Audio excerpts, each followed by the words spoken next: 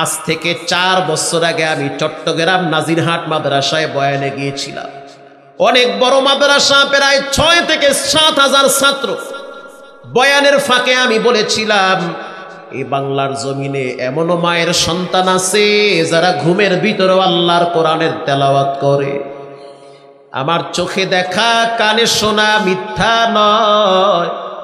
বয়ান শেষ করার পরে পাশের মাদ্রাসার একজন হাফেজ সাহেব বলল, হুজুর রাত্রে থাকবেন না, চলে যাবেন? আমি বললাম চলে যাব। তিনি বলল, কালকে প্রোগ্রাম কোথায়? আমি বললাম কুমিল্লায়। তিনি বলল, এক কাজ করেন, ঢাকায় কষ্ট করে না যে আমার মাদ্রাসায় থেকে যান।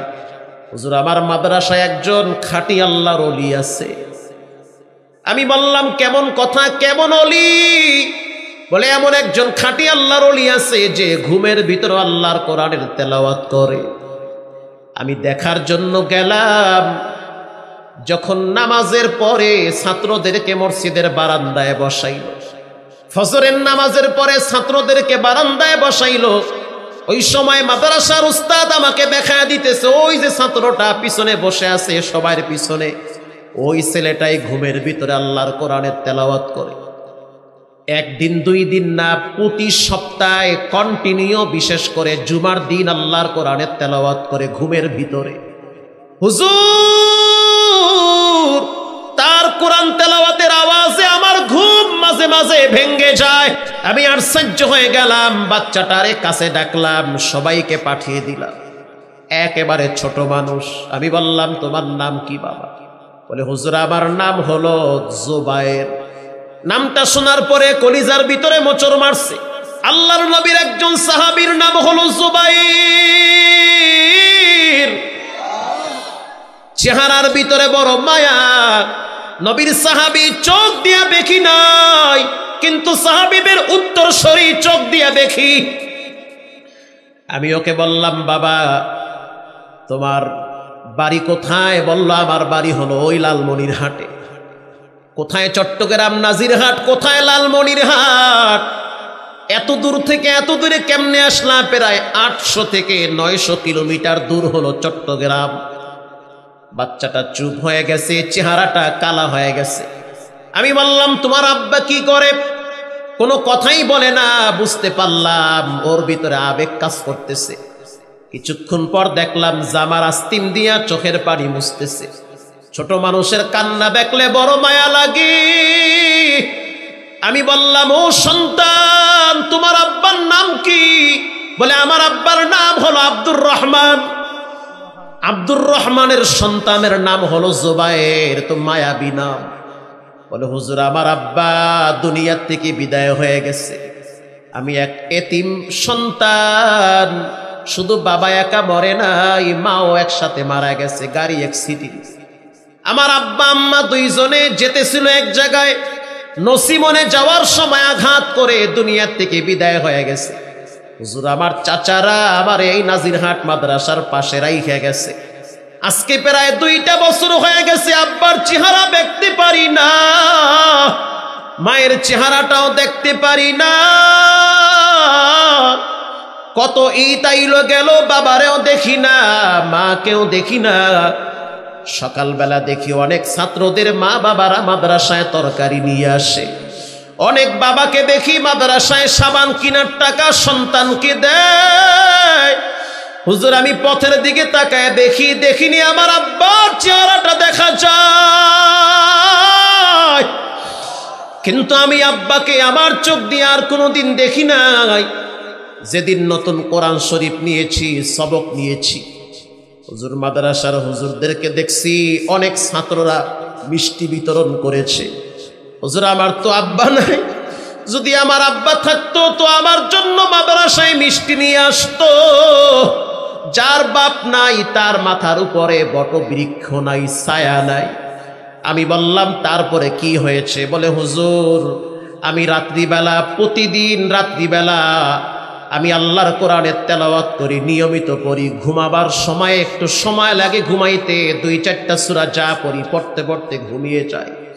যেদিন আমি প্রথম হেফজ নিয়েছি, প্রথম মুখস্থ করা শুরু করলাম, ওই দিন রাত্রে আমি আমার মায়ের চেহারা স্বপ্নের ভিতরে দেখছি। আমার মা আমাকে বলেছে, জুবায়ের আল্লাহর কোরআনের সাথে একটু সম্পর্ক ভালো রাখ, যত ভালো রাখবি রব তত ভালো ব্যবস্থা করবে। আমি বললাম তারপরে কি হয়েছে বলো? আমি হুজুর প্রতি জুমার রাত্রে আল্লাহর কোরআন থেকে তেলাওয়াত করি, প্রতি জুমার রাত্রে আল্লাহর কোরআন থেকে তেলাওয়াত করি, সূরা ইয়াসিন পড়ি, সূরা ওয়াকিয়া পড়ি, সূরা মুলুক পড়ি। যেই দিন রাত্রে তেলাওয়াত করি হুজুর আল্লাহ সাক্ষী, ওই দিন রাত্রে আব্বা মাকে দুইজনকে স্বপ্নে দেখি। আমি দেখতে পাই আমার আব্বা আম্মা সবুজ বাগানে ঘুরতেছে।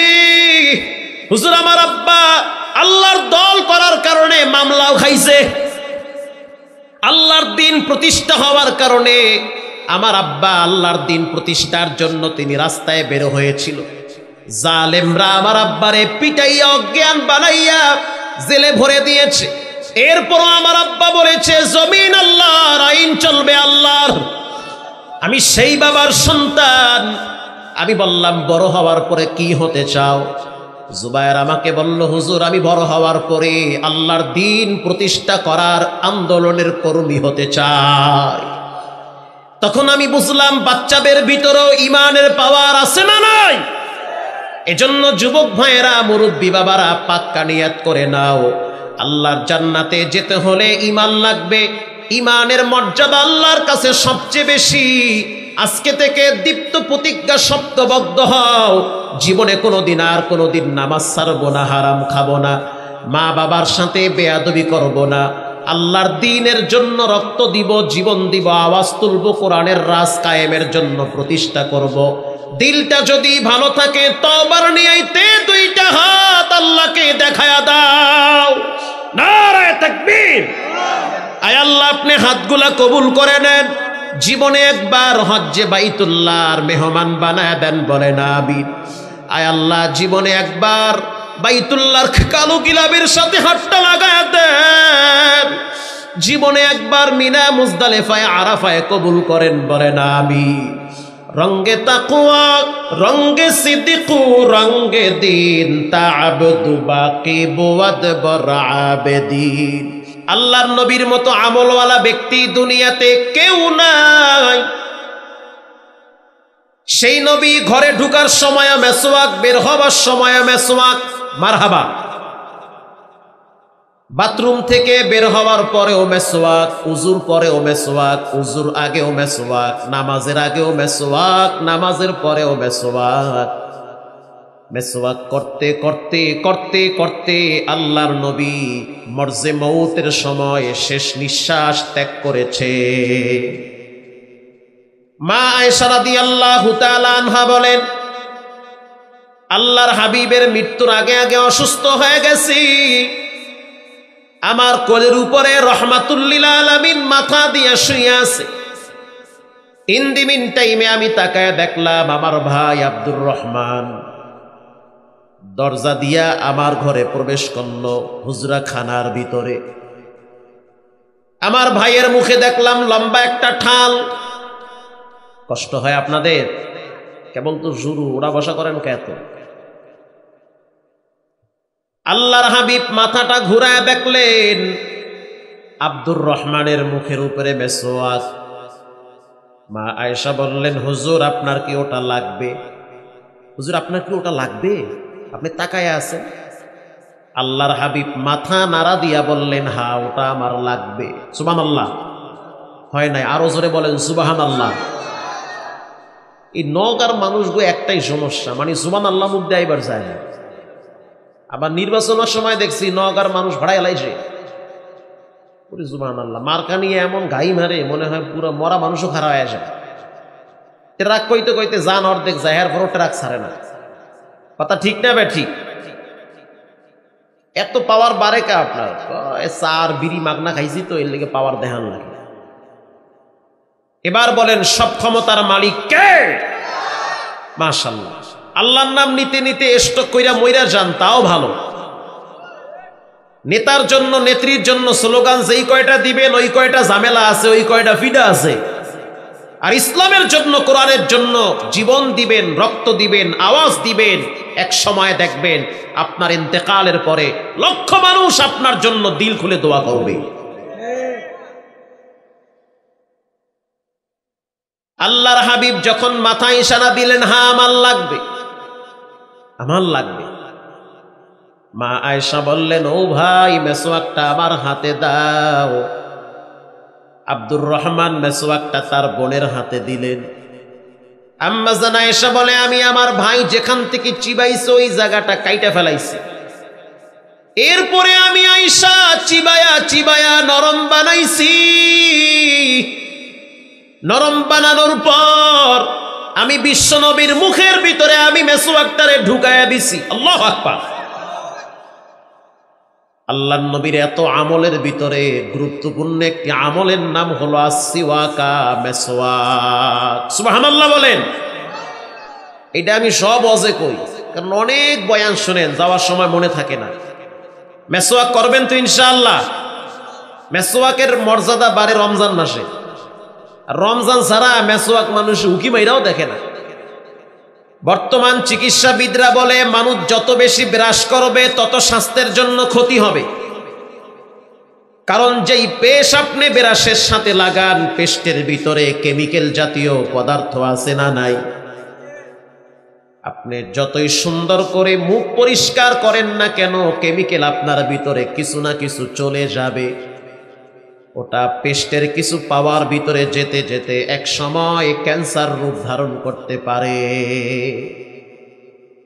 আপনি ব্রাশ পেস্ট ব্যবহার করবেন তবে কম, মেসওয়াক করবেন বেশি ইনশাআল্লাহ বলেন। বাবা আদম আলাইহিস সালাতু ওয়াস সালাম তিনি মেসওয়াক করেছে, ইব্রাহিম আলাইহিস সালাতু ওয়াস সালাম তিনিও মেসওয়াক করেছে, ঈসা আলা নবিয়ুনা আলাইহিস সালাতু ওয়াস সালাম তিনিও মেসওয়াক করেছে। সব নবীদের চরিত্র চারটা। এক নম্বরে মেসওয়াক। আওয়াজ দিয়ে বলেন, এক নম্বরে কি করবেন তো ইনশাআল্লাহ লাভবান হবে, কইরেন। দুই নম্বরে সমস্ত নবীরা সুগন্ধি ব্যবহার করত, মারহাবা বলেন। আত-তাইয়্যিবুন, আল্লাহর নবীর কাছে সুঘ্রাণ সবচেয়ে মর্যাদা ছিল। আমাদের শরীর ঘামাইলে গন্ধ বের হয়, আল্লাহর নবীর শরীর ঘামাইলে মিশক আম্বরের ঘ্রাণ বের হয়। আল্লাহর নবী যদি কোনো বাচ্চার মাথায় হাত বুলায় দিত, 7 দিন পর্যন্ত সেখান থেকে ঘ্রাণ ছড়ায়া যাইত। আল্লাহর নবীর মতো এত পরিচ্ছন্ন কোনো ব্যক্তি পৃথিবীতে আর কেউ ছিল না। আল্লাহর নবী দাড়ি আশ্রাইতো, মারহাবা বলেন। স্পেশাল একটা ব্যাগ ছিল, সেই ব্যাগের ভিতরে চিরুনি ছিল, আয়না ছিল, মেসওয়াক ছিল। আল্লাহু আকবার। রাষ্ট্রীয় কোনো মেহমান যদি আসতো, আল্লাহর হাবিব নিজেকে আগে পরিপাটি করে নিতেন, পোশাকটাকে সুন্দর করতেন, যা পোশাক ছিল সেটাকে তিনি পরিচ্ছন্ন করতেন। এরপরে মেসওয়াক করতেন, সুন্দর একটা আতর লাগাইতেন, দাড়িটা আশ্রাইতেন, চুলগুলা আশ্রাইতেন। যখন বিদেশি মেহমানদের সামনে দাঁড়াইতো, মনে হইতেছে পূর্ণিমার চাঁদ দাঁড়ায় গেছে। লানা শামসুন ওয়ালিল আফাকি শামসুন ওয়া শামসি খায়রুম মিন শামসিস সামা। সব নবীরা আতর ব্যবহার করত। একটা আতরের দাম কয় টাকা হতে পারে? কেন এই সুন্নাহকে আপনি মূল্যায়ন করেন না? জামাত থেকে বিড়ির গন্ধ আসে, আতরের গন্ধ পাওয়া যায় না।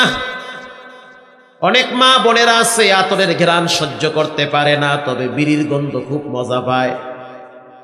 আছে না নাই? আরে মজা না, হেরা তো বিড়িও খায়। অনেক মহিলারা বিড়ি খায় না, অভাব নাই। এজন্য সুগন্ধি ব্যবহার করেন, সব নবীদের আখলাক। 3 নম্বরে সমস্ত নবীরা ছিল লজ্জাশীল। আল হায়াউ শু'বাতুম মিনাল ঈমান। লজ্জা হলো ঈমানের অঙ্গ। বলেন লজ্জা কি? ঈমানের অঙ্গ।